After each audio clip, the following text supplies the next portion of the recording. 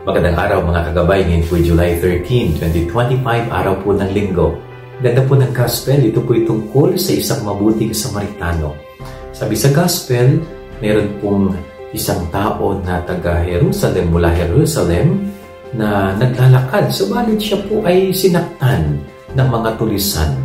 Siya po ay pinahirapan, siya ay binugbog, kaya naiwan siyang nakandusay sa lansangan.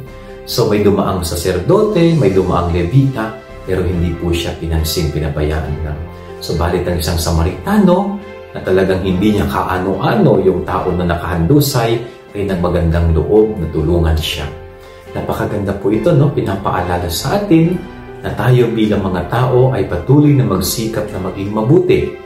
Hindi lamang sa mga taong kilala at mabuti sa atin, kundi higit sa lahat sa mga taong hindi natin kilala, subalit tayo ay nagmamagandang loob palagi.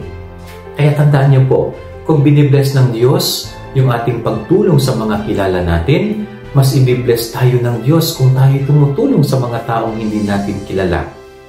Kung tayo'y patuloy na magmamagandang loob. Tandaan din natin na ang paggawa ng kabutihan, wala pong pinipiling lugar, pagkakataon, at higit sa lahat walang pinipiling tao. Kilala mo o hindi, tulungan mo, basta't alam mong nangangailangan.